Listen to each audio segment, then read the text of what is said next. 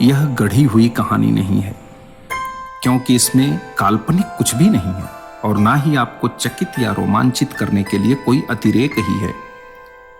यह एक परिचय है, एक ऐसे इंसान का परिचय जो आज के समाज में भी बिल्कुल आज के आम इंसान जैसे नहीं है। एक ऐसे मनुष्य का परिचय जिन्होंने सेवा और कर्म का पथ पकड़ा तो चलते ही रहे, बिना रुके, बिना थके, चरैवेति चरैवेति।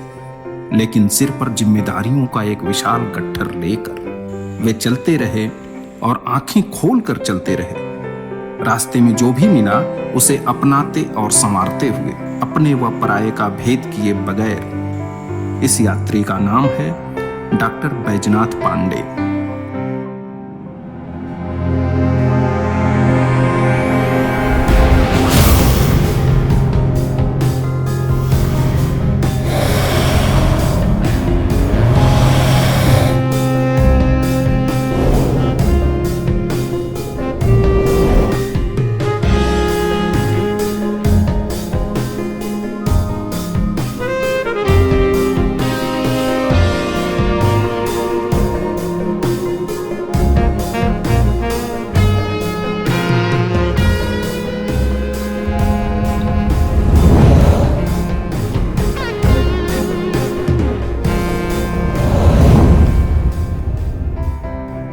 दो दर्जन से अधिक ग्रंथों के लेखक, हजारों विद्यार्थियों के प्रिय आचार्य, 15 से अधिक शोधार्थियों के शोध निर्देशक, सैकड़ों रोगियों को रोग मुक्त कर चुके एक विद्वान चिकित्सक, ज्योतिष शास्त्र के विज्ञाता, विज्ञान धर्मी, गरीबों के उपकारक और जिज्ञासुओं के लिए एक विशाल ज्ञान कोश। ज्ञान दान में पूरा जीवन खपा दिया इन्होंने। जीवन यात्रा में जितनी भी कठिनाइयां आईं, वे इनको तनिक भी हतोत्साहित नहीं कर सकी।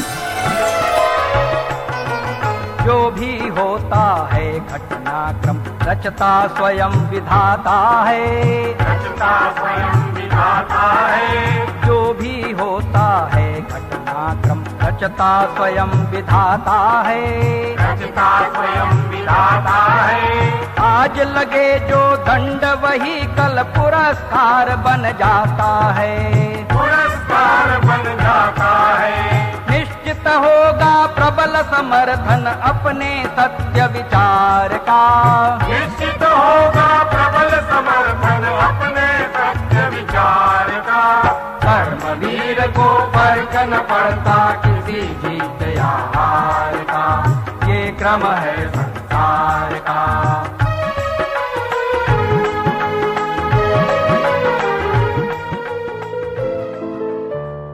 बैजनाथ पांडे वाराणसी से सटे चंदौली जनपद के मूल निवासी हैं। लोलपुर इनका पैतृक गांव है। पिता श्री जगदम्बा पांडे रेलवे में थे। वर्तमान झारखंड और तत्कालीन बिहार के देवघर में पिता स्टेशन मास्टर के रूप में तैनात थे। वहीं 1943 में माता श्रीमती रामकली देवी ने पुत्र को जन्म दिया। देवघर के प्रसिद्ध वैद्यनाथ धाम में जन्मने के कारण पिता ने पुत्र का नाम बैजनाथ रखा, जो वैद्यनाथ शब्द का ही देशज अपभ्रंश है। बैजनाथ जी विद्यासागर जी की कर्मभूमि झारखंड के करमाटांड़ में कक्षा 3 तक पढ़े। पिता के बार बार कार्यस्थल बदलने से वे मां के साथ गांव आ गए।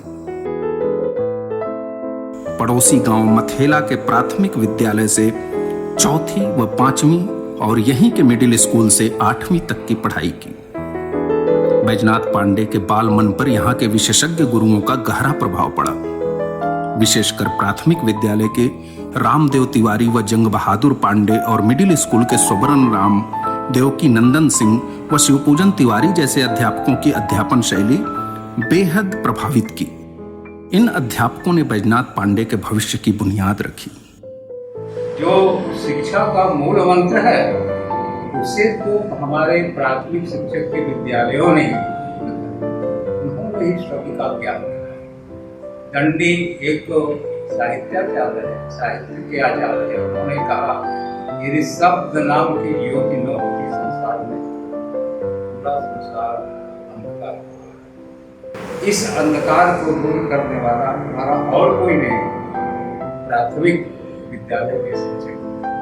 आज मैंने उन्होंने जिस मेहनत से, जिस श्रम से गणित की शिक्षा दी, भाषा की शिक्षा दी, आज सचमुच वही मेरी संपत्ति। शिक्षकों ने जो मेरे साथ जो श्रम किया है या सभी के साथ जो श्रम किया है, मैं उसे आजीवन भूल नहीं सकता। इसके बाद जब मिडिल स्कूल में गया तो वहाँ के भी शिक्षक पढ़े लिखे लगता था, आज की दृष्टि से तो बड़े कम है, कक्षा 8 में पास, लेकिन उनकी क्षमता किसी विद्वान से कम है।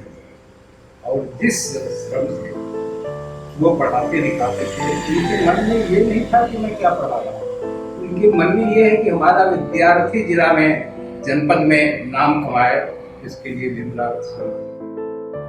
पढ़ाई में गहरी रुचि के कारण बैजनाथ पांडे आगे की शिक्षा के लिए बेहतरीन शैक्षिक माहौल वाले विद्यालयों की खोज में लग गए। उस समय टांडा इंटर कॉलेज की चर्चा श्रेष्ठ विद्यालयों में होती थी।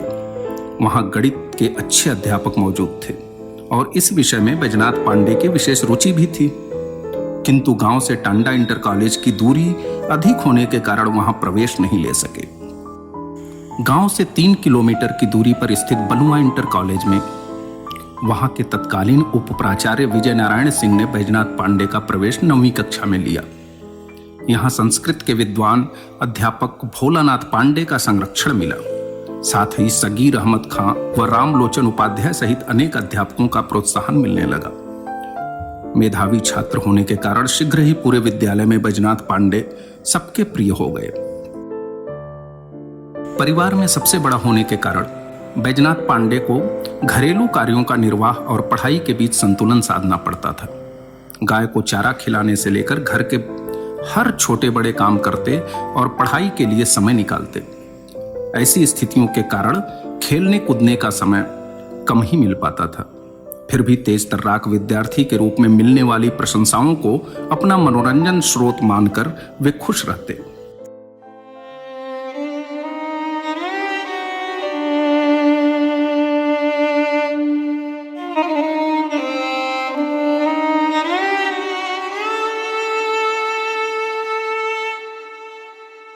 नौवीं कक्षा में प्रवेश लिए अभी 6 माह ही बीते थे कि अचानक पिता की मौत हो गई।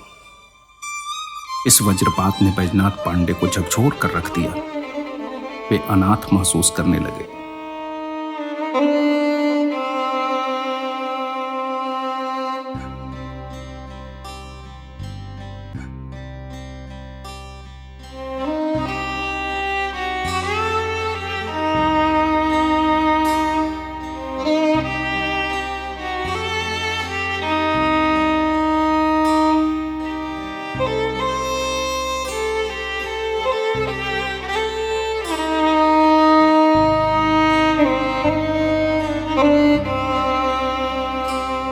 संसार है एक नदिया, दुख सुख दो किनारे हैं। संसार है एक नदिया, दुख सुख दो किनारे हैं। ना जाने कहाँ जाए हम, बहते धारे हैं। संसार है एक नदिया।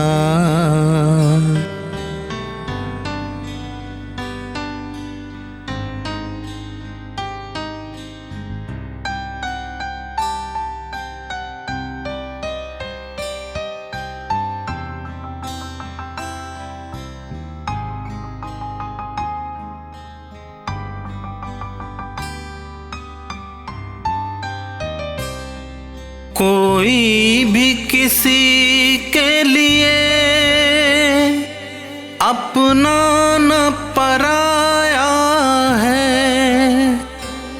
रिश्ते के उजाले में हर आदमी साया है, हर आदमी साया है।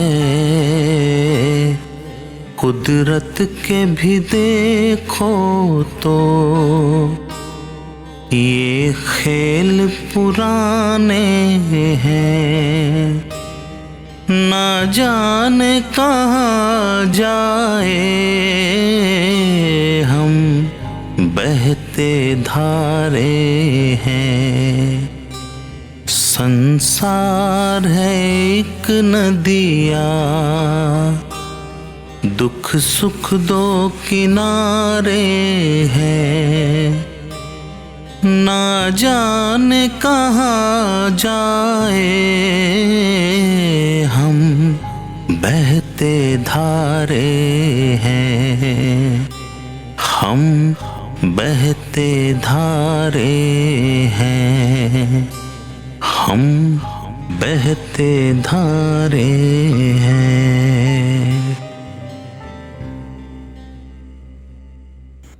अचानक पिता का साथ छूटने के कारण बैजनाथ पांडे के सारे सपने आंसुओं में घुल चुके थे। विधवा माँ, 3 बहनें और एक छोटा भाई। गृहस्थी का इतना बड़ा बोझ एक किशोर के सिर पर धड़ाम से गिरा था। बैजनाथ पांडे की पलकों के भीतर पूरे परिवार का भविष्य चित्र भींग कर गल रहा था।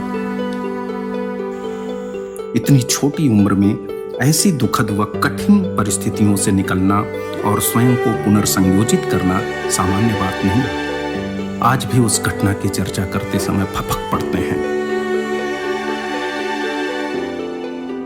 पिता का सिर से साया उठ चुका था। मां का करुण विधवा रुदन कलेजे को चीर रहा था।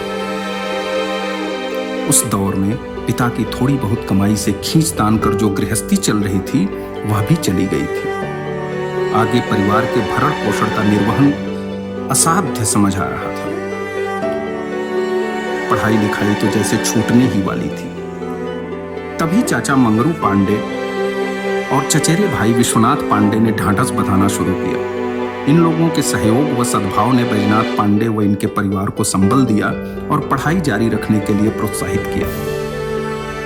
पढ़ाई जारी हुई। जिम्मेदारियों के बोध ने बैजनाथ पांडे को पहले से अधिक मेहनती बना दिया। हाई स्कूल में प्रथम श्रेणी से उत्तीर्ण हुए और कक्षा में प्रथम स्थान प्राप्त किया। गणित व संस्कृत में विशेष अंक प्राप्त हुए थे। उस दौर में सर्वोच्च अंक प्राप्त करने वाले विद्यार्थी को 16 रुपए छात्रवृत्ति मिलती थी। छात्रवृत्ति के बल पर बैजनाथ पांडे अपने गांव से 10 किलोमीटर दूर स्थित रामगढ़ इंटर कॉलेज में 11वीं कक्षा में प्रवेश लिए। संसाधन की कमी के कारण पैदल ही विद्यालय जाते थे। घर के काम निपटाकर प्रतिदिन 2 घंटे पहले ही निकल जाते और छुट्टी के बाद उतने ही विलंब से घर पहुंचते, लेकिन कभी अनुपस्थित नहीं होते थे और ना ही थकान के कारण कभी पढ़ाई को बाधित होने देते थे। रामगढ़ इंटर कॉलेज की विद्यालयी पत्रिका में बैजनाथ पांडे का एक व्यंग लेख छपा। लेख में स्थानीय दलगत राजनीति पर चुभने लायक टिप्पणी ने वहां के तत्कालीन प्रबंधक को आहत कर दिया। पत्रिका की सभी प्रतियों से उक्त लेख वाले पन्ने फाड़कर निकाल दिए गए और संपादक बनमाली त्रिपाठी को पद से हटा दिया गया। पूरे क्षेत्र में यह घटना चर्चा का विषय बन गई। क्षेत्रीय लोगों ने बैजनाथ पांडे के लेखक व्यक्तित्व से पहली बार परिचय पाया। लेखन का क्रम यहीं से शुरू हुआ और कुछ ही दिनों बाद एक और घटना घट गई। इंटरमीडिएट के अंग्रेजी अध्यापक की एक विषयगत पुस्तक प्रकाशित हुई। घरेलू परीक्षा में अपनी उसी पुस्तक से अध्यापक ने कुछ प्रश्न रख दिए। बैजनाथ पांडे के भीतर हस्तक्षेप की स्वस्थ वृत्ति पनपने लगी थी। उन्होंने उन प्रश्नों का उत्तर उस पुस्तक से बिल्कुल नहीं दिया और अपना स्वतंत्र विश्लेषण उत्तर के रूप में प्रस्तुत कर दिया। अध्यापक महोदय तो बेहद नाराज हुए, लेकिन बैजनाथ पांडे के मौलिक व सटीक विश्लेषण का अवमूल्यन नहीं कर पाए। यहीं से शुरुआत हुई मौलिक व तार्किक चिंतन की और बैजनाथ पांडे विचारों के रास्ते पर आगे बढ़ने लगे। डॉक्टर नामवर सिंह ने कहा था कि रचनाकार, कलाकार या विचारक में हस्तक्षेप वृत्ति, तर्क शक्ति और निर्भीकता आवश्यक है। हमारे यहाँ की परंपरा रही है, वादे वादे जायते तत्वबोध। तत्वबोध के लिए वाद विवाद आवश्यक है। काव्यशास्त्र में भी आप देखें तो भरत मुनि के बाद से लेकर के भामह से पंडित राज जगन्नाथ तक जैसे बीच में आनंदवर्धन, अभिनव गुप्त जी मम्मट, विश्वनाथ, तो आप देखें कि पूरा शास्त्रार्थ होता है। पूर्ववर्ती या समकालीन विचारक कुछ कहता है जी तो उसमें परिवर्तन, संशोधन की गुंजाइश है और परिष्कार की आवश्यकता है। संस्कृत काव्यशास्त्र वो न होता जो आज है। जी ये 1500 वर्ष के वाद विवाद का परिणाम है। डॉक्टर बैजनाथ पांडे जी की साहित्य के प्रति निष्ठा बहुत ही प्रशंसनीय है। उनका लगाव बहुत गहरा है और जुड़ाव बहुत ही मजबूत। पांडे जी साहित्य की जो परंपरा है, परंपरा के जो मूल्य हैं, एक संस्कृत के विद्यार्थी और अध्यापक होने के नाते उसे बहुत अच्छी तरह से जानते हैं। केवल जानते ही नहीं हैं बल्कि उन मूल्यों के प्रति, उन आदर्शों के प्रति और साहित्य की सच्चाई को जानने, समझने और उसे संप्रेषित करने की जो अलग अलग तरह की प्रणालियां हैं, विधियां हैं, उन सबकी बारीकियों को जानने में, पहचानने में वे बड़े ही निष्णात हैं। जो कुछ भी इनका सृजन है वह तर्क और शास्त्र सम्मत। अभाव के उस दौर में बैजनाथ पांडे ने इंटरमीडिएट के बाद की शिक्षा के लिए यत्न शुरू कर दिया था।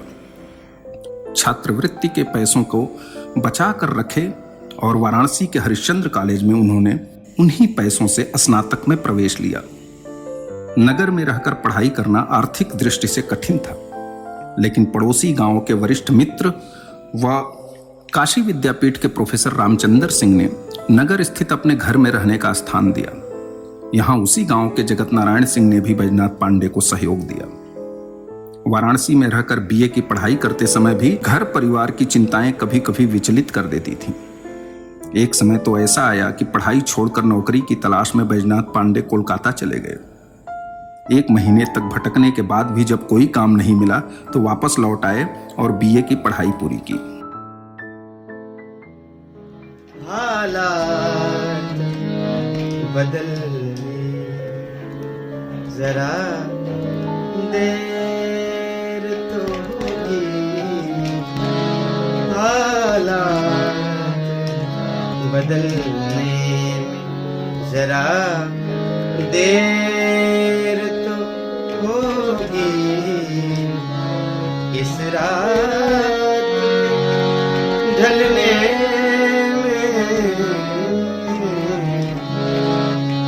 रात के ढलने में जरा देर तो होगी, बदलने। 1963 में काशी विद्यापीठ से अर्थशास्त्र में स्नातकोत्तर करने लगे। समाजवादियों के इस गढ़ में छात्र राजनीति चरम पर थी। छात्रों के निवेदन पर बैजनाथ पांडे भाषण लिखते और स्वयं भी भाषण देने लगे। इन गतिविधियों ने विश्वविद्यालय परिसर में इनको चर्चित कर दिया था। पढ़ाई के साथ ही इनके मन में परिवार के पोषण की चिंताएं भी चलती रहती थीं। अक्सर नौकरियों के लिए आवेदन भी करते रहते थे। इसी बीच 1963 में ही टेलीफोन विभाग में नौकरी भी मिल गई, लेकिन पढ़ाई में बाधा ना पड़े इसलिए वह नौकरी नहीं किए। लेकिन अपने क्षेत्र के धराव इंटर कॉलेज में जब इनका चयन अस्थायी अध्यापक के रूप में हुआ तो एमए की पढ़ाई बीच में ही छोड़ दिए और अध्यापन करने लगे। लेखन में इतनी अच्छी गति बन गई थी कि विद्यालय की सांस्कृतिक व साहित्यिक प्रतियोगिताओं के लिए नाटक व संभाषण लिखने लगे। अपने विद्यालय के साथ ही अन्य विद्यालयों के कुछ शुभचिंतक अध्यापकों के निवेदन पर उनके लिए भी लिखते थे। तब चंदौली जनपद वाराणसी का ही एक हिस्सा था।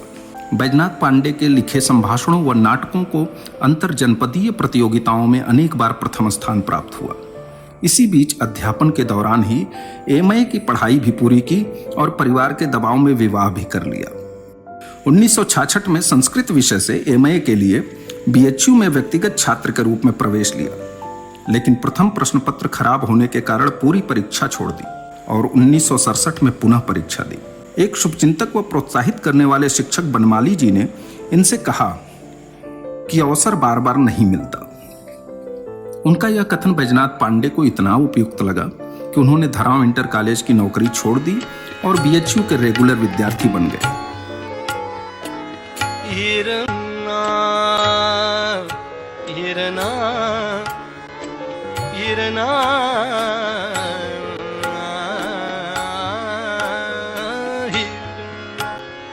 हिरन हिरना तोए मार तेरो मास बिकावे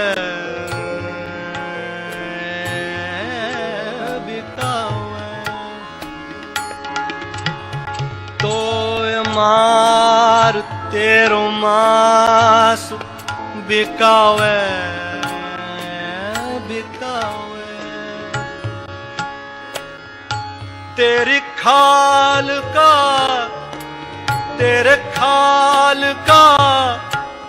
करेंगे बिछोना हिरना हिरना हिरना समझ बूझ बन चरना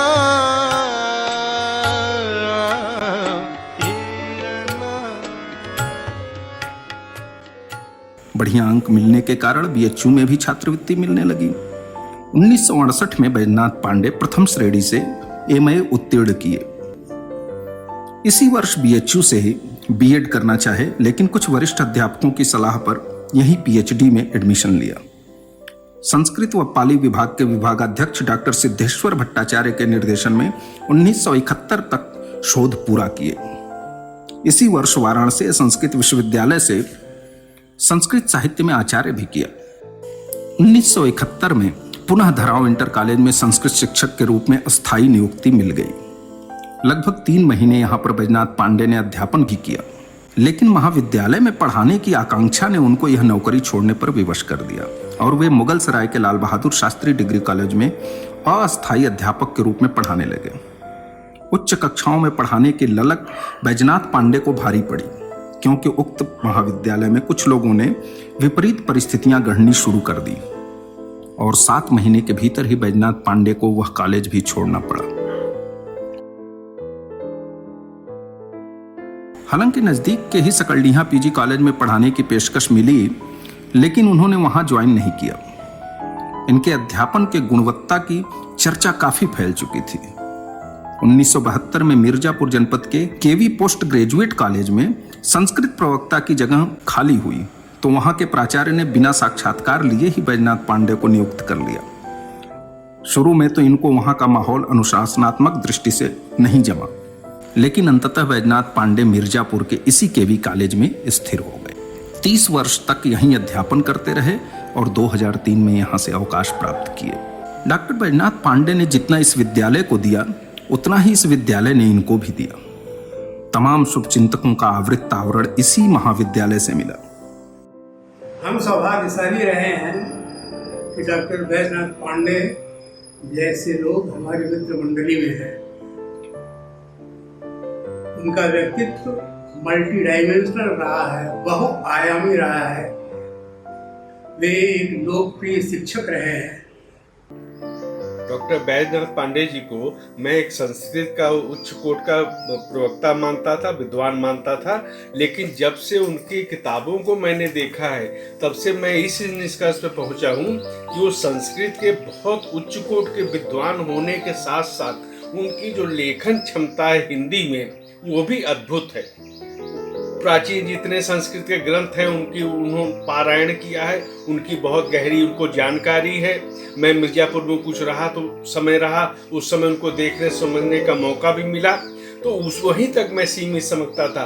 तो उन्हीं के प्रसंगों को उठाकर और उन्होंने जिस तरह से, चाहे उर्मिला के ऊपर हो, चाहे द्रौपदी के ऊपर हो, इस तरह के प्रसंगों पे जो अद्भुत लेखन किया है, मैं समझता हूँ कि उससे जो अपने हिंदी साहित्य के भी जितने लोग हैं और हिंदी बेल्ट जो पूरी की पूरी है वो सब लोग उससे लाभान्वित होंगे। और हमारी जो प्राचीन विरासत है संस्कृत साहित्य की, उसको नए और सरल रूप में प्रस्तुत करने का जो अद्भुत काम उन्होंने किया है उसको मैं विलक्षण मानता हूँ। पूरा अध्ययन करने के बाद मैं निष्कर्ष पहुंचा हूँ कि वो एक उच्च कोट के केवल संस्कृत के शिक्षक ही नहीं रहे, बल्कि वो उच्च कोट के लेखक, कवि, साहित्यकार, इन सभी भूमिकाओं का बहुत ही अद्भुत ढंग से निर्वाह कर रहे हैं। बैजनाथ पांडे को हजारों ऐसे शिष्य मिले जो गुरु के रूप में इनके प्रति श्रद्धा से भरे हुए हैं। एक ऐसा स्निग्ध परिवेश मिला जो बैजनाथ पांडे को मिर्जापुर का निवासी बनने के लिए विवश कर दिया। रचनात्मक ऊर्जा को अनवरत प्रकट करने वाला प्रोत्साहन मिलता रहा और वह सब कुछ मिला जो किसी संवेदना भरे विचारक व चिंतक को अपना बना लेता है। मिर्जापुर में बैजनाथ पांडे का मन घुलकर ऐसे मिल गया जैसे उनके गांव की खुशबू इनकी सांसों से महकती है। मेरे मानस पटल पर मेरे पथ प्रदर्शकों या शुभ चिंतकों की जो भी छवि उभरी, उनमें सर्वाधिक प्रिय छवि हमारे संस्कृत के प्रोफेसर डॉक्टर बैजनाथ पांडे की थी। दर्शन के प्रति मेरा लगाव प्रारंभ में बहुत कम था। यह विषय मुझे अत्यंत जटिल और शुष्क लगता था, लेकिन सर की अध्यापन शैली, हमें समझाने का ढंग, जो कि उनके गूढ़ अध्ययन की परिचायक कही जा सकती है, उसने दर्शन जैसे दुरूह विषय को मेरे लिए अत्यंत सहज बना दिया। पांडे सर के अद्भुत पांडित्य, जीवन की निश्चित पद्धति, विवेचन क्षमता, गंभीर साहित्य चिंतन, बहुआयामी क्रांतदर्शी व्यक्तित्व और हम छात्र छात्राओं के प्रति अतिरिक्त भावुकता ने हमें संपूर्ण जीवन के लिए उनका ऋणी बना दिया। और वे मेरे गुरु से मेरे अभिभावक कब बन गए मुझे पता ही नहीं लगा।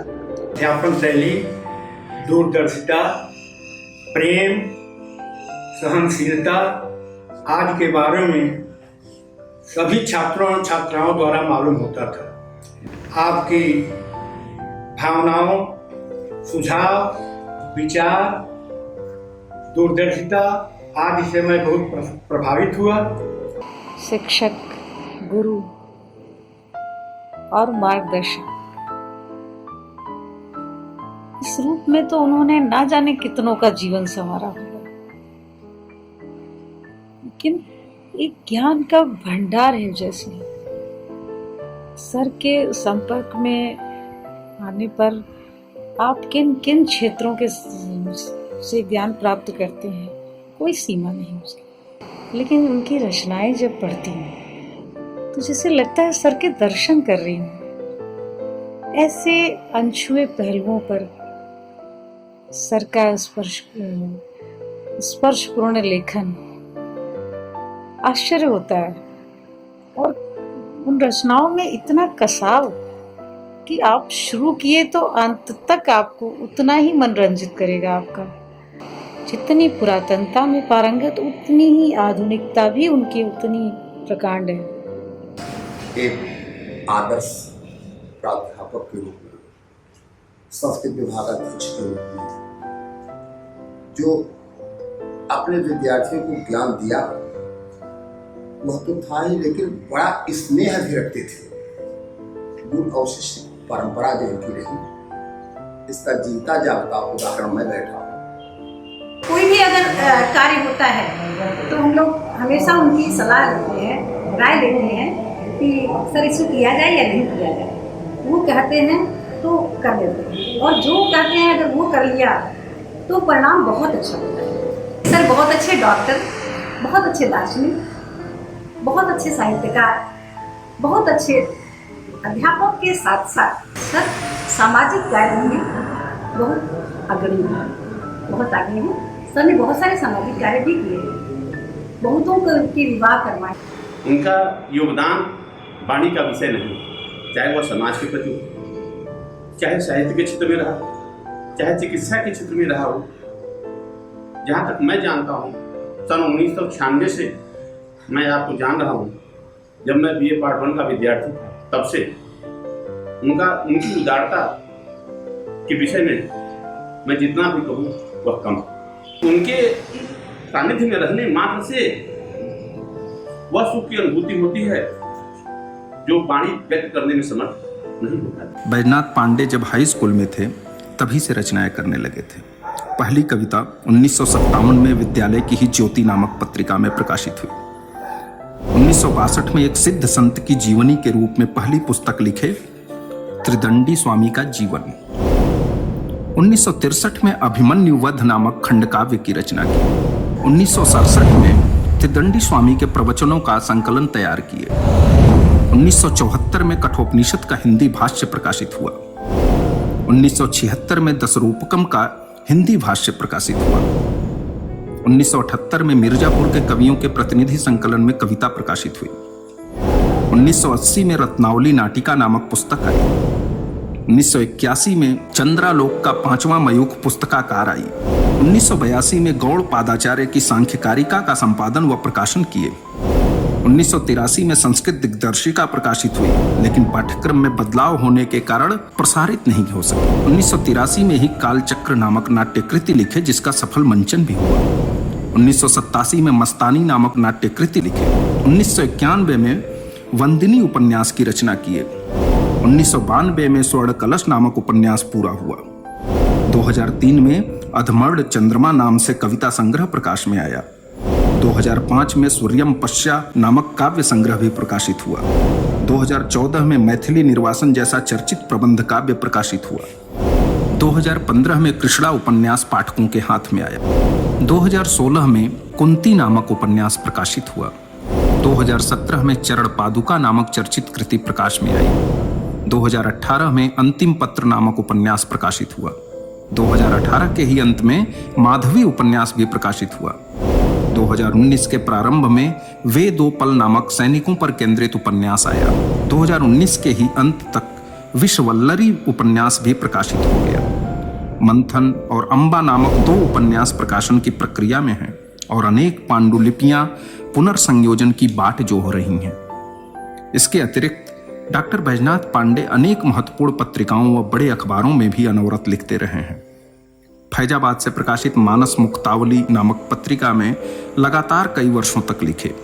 लखनऊ से प्रकाशित पुनर्जागरण व वाराणसी से प्रकाशित आनंद बोध पत्रिकाओं में भी खूब लिखे।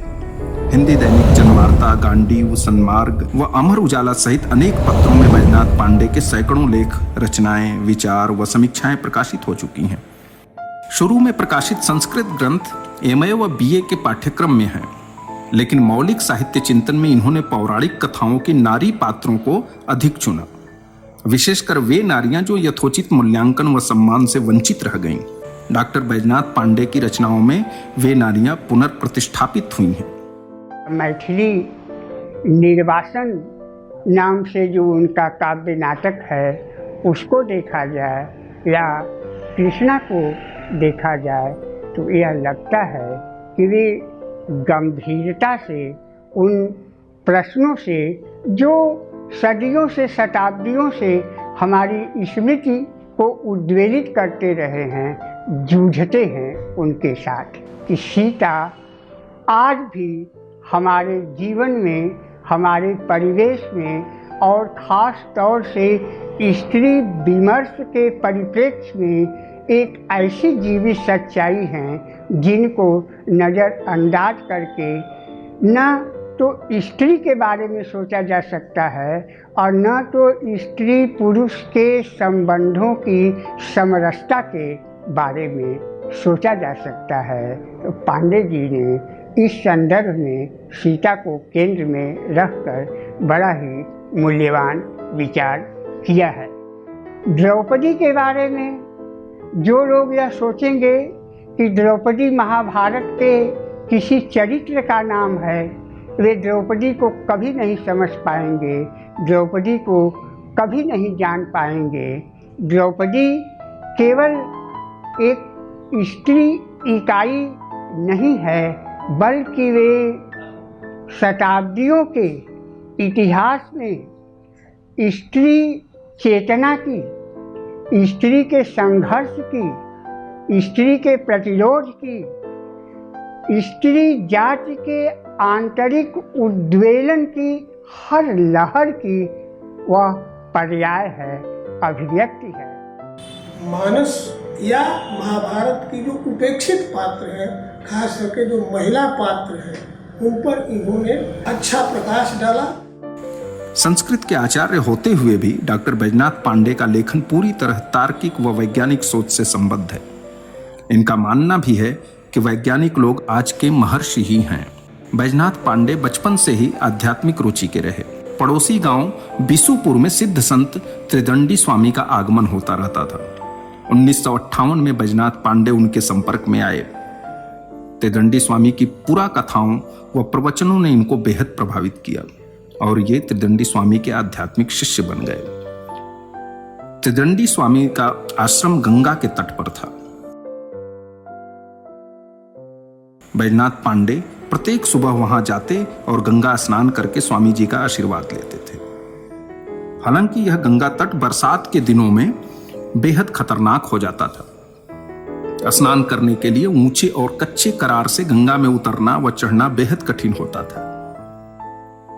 फिर भी बैजनाथ पांडे 1958 से लगातार प्रत्येक सुबह वहीं गंगा स्नान करते थे।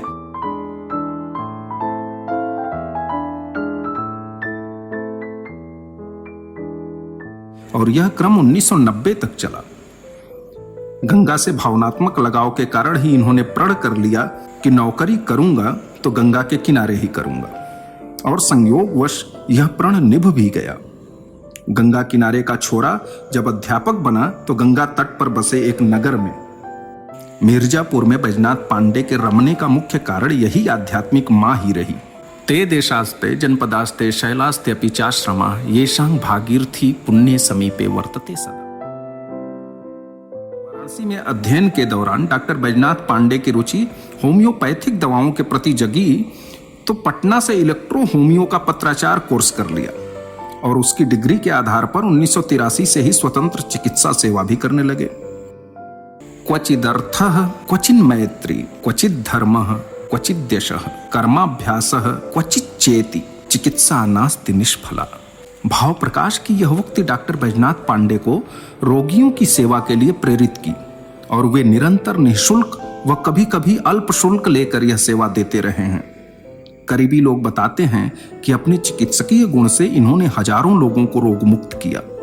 कुछ ऐसे भी मरीज इनके पास आए जो मरणासन्न थे, किंतु इन्होंने उन्हें स्वस्थ करके भेजा। होम्योपैथिक चिकित्सा में इतनी अधिक जानकारी है कि गैर प्रांतों व गैर जनपदों से भी लोग इनसे सलाह लेते रहते हैं। बहुत से गंभीर बीमारी वाले लोग भी आपकी दवाओं से अच्छे हुए हैं कि जो चारपाई से उतार दिए गए थे उनको भी आपने ऐसी दवाई दिए हैं जिसके माध्यम से वे फिर से पुनर्जीवन प्रदान कर लिया है। और हमारे घर के बच्चे सब इनको दवाई वाले बाबा के नाम से ही जानते हैं, क्योंकि ये साहित्यकार के अलावा बहुत बड़े डॉक्टर हैं होम्योपैथी के। वो अच्छे एक होम्योपैथ है, उदार मना है, अपना पैसा लगा करके 90% लोगों को दवा देते रहे। डॉक्टर बैजनाथ पांडे का विवाह 1963 में सुशीला देवी के साथ हुआ।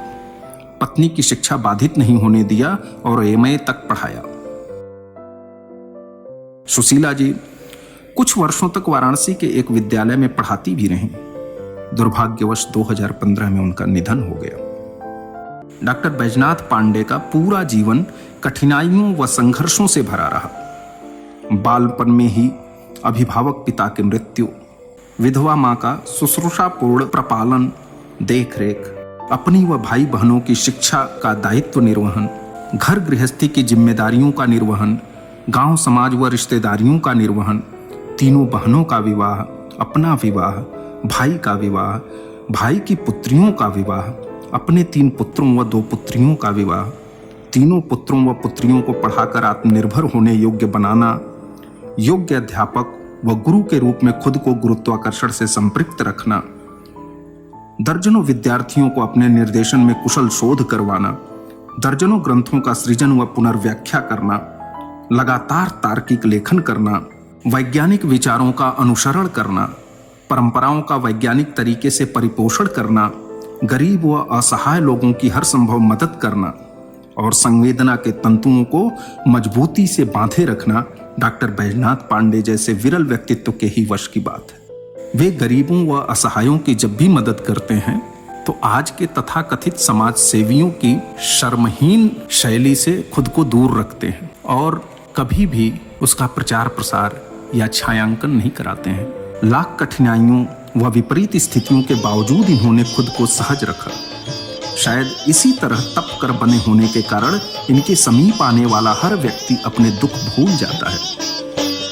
वो जीवन क्या जिस जीवन में जीवन को मुक्त बना न सके, वो जीवन क्या जिस जीवन में जीवन को मुक्त बना न सके, हम उसे विवेकी नहीं कहते जो सत पथ को अपना न सके, हम उसे विवेकी नहीं कहते जो सत पथ को अपना न सके, वो जीवन क्या जिस जीवन में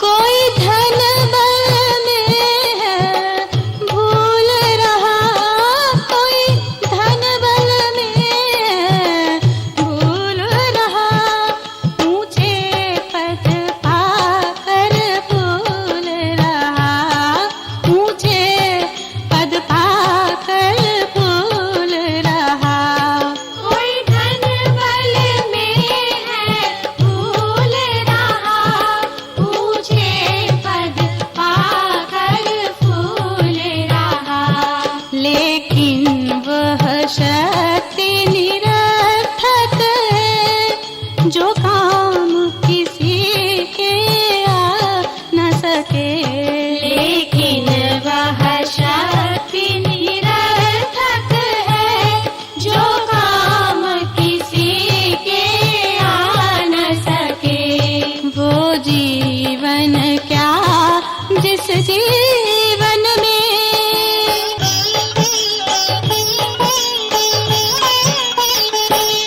जिस संगत में सत ज्ञान न हो, जिस संगत में सत ज्ञान न हो, कर्तव्य धर्म का ध्यान न हो, कर्तव्य धर्म का ध्यान न हो, जिस संगत में सत ज्ञान न हो, कर्तव्य धर्म का ध्यान न हो, हम उसे कुसंगत क्यों न कहें जो हमें प्रकाश दिखा न सके, हम उसे कुसंगत क्यों न कहें जो हमें प्रकाश दिखा न सके, हम उसे विवेकी नहीं कहते जो सत पथ को अपना न सके, हम उसे विवेकी नहीं कहते जो सत पथ को अपना न सके, वो जीवन क्या जिस जीवन में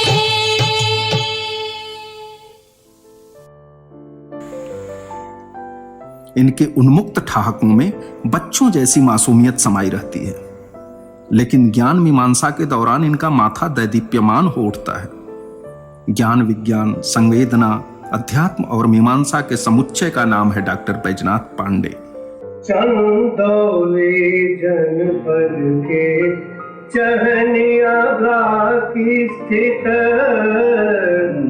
लोलपुर गांव के विप्र कुल ध्वज बाहत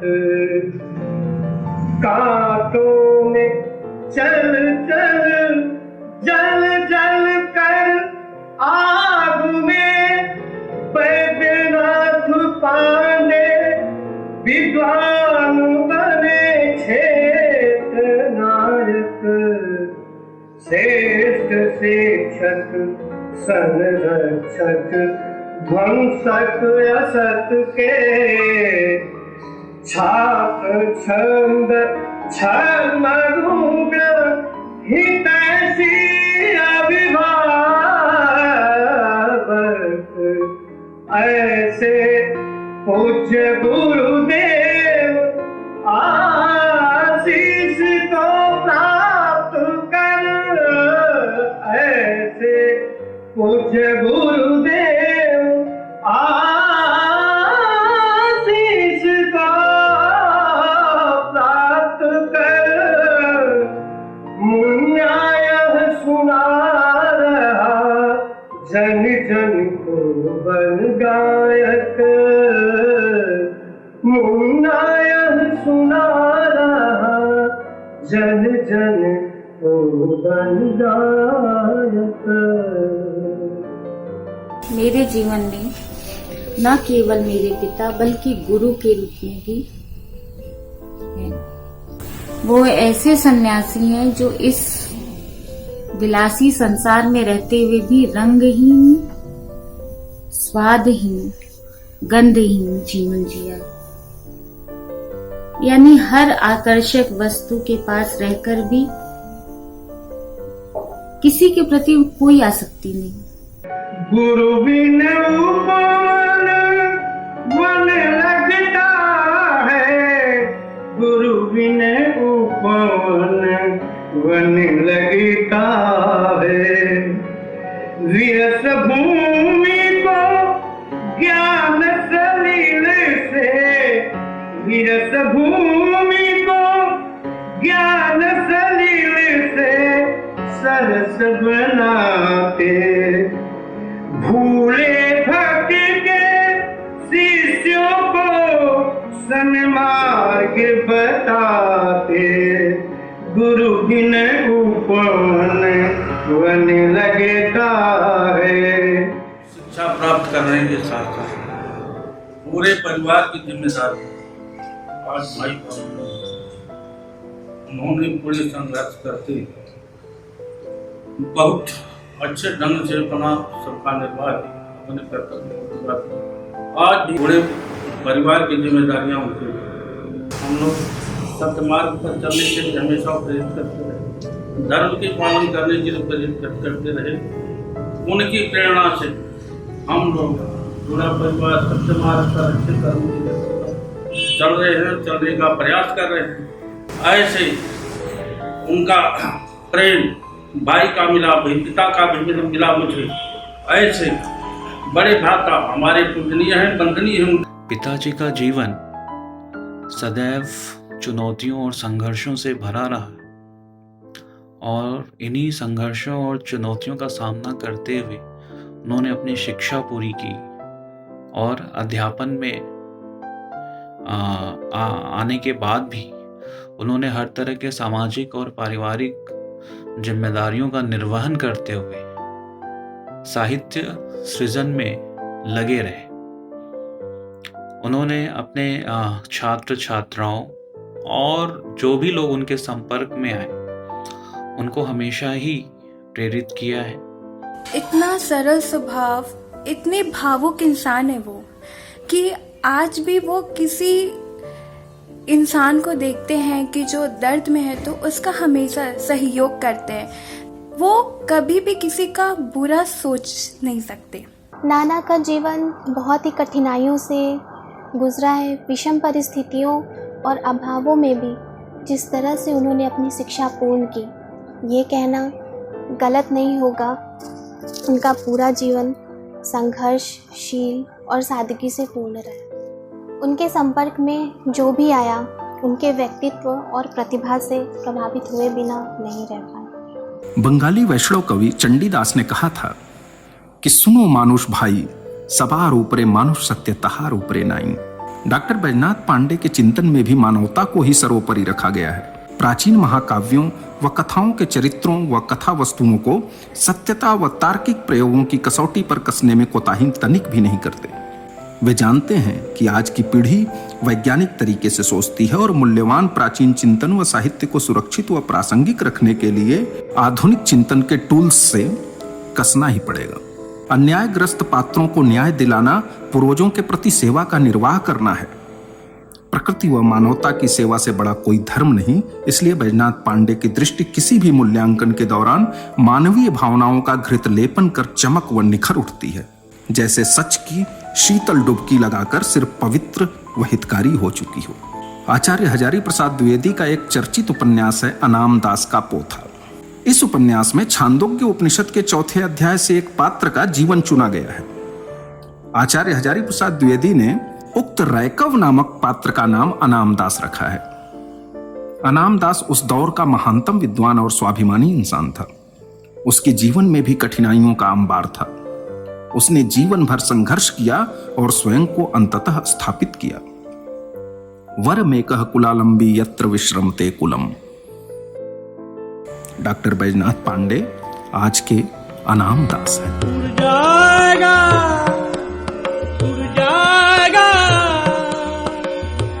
हंस अकेला, उड़ जाएगा उड़ जाएगा हंस अकेला। जगदर्शन का मेला, जगदर्शन का मेला। जैसे पात गिरे तरवर के, जैसे पात गिरे तरवर के, मिलना बहुत दुहेरा, मिलना बहुत दुहेरा। ना जानू किधर गिरेगा, ना जानू किधर गिरेगा। लग गया पवन का रेला, उड़ जाएगा उड़ जाएगा उड़ जाएगा हंस अकेला। जब होवे उमर पूरी, उमर पूरी। जब होवे उमर पूरी, जब छूटेगा हुक्म हुजूरी, जब छूटेगा हुक्म हुजूरी। जम के दूत बड़े मजबूत, जम के दूत बड़े मजबूत। जम से पड़ा झमेला, उड़ जाएगा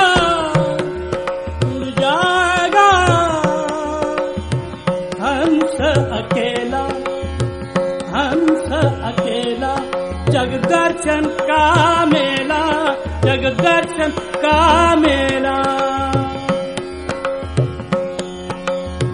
दास कबीर हर के, दास कबीर हर के गुण गावे, गावे। दास कबीर हर के गुण गावे। वाहर को पारन पावे, वाहर को पारन पावे। गुरु की करुणी गुरु जाएगा, गुरु की करुणी गुरु जाएगा। चेले की करनी चेला, उड़ जाएगा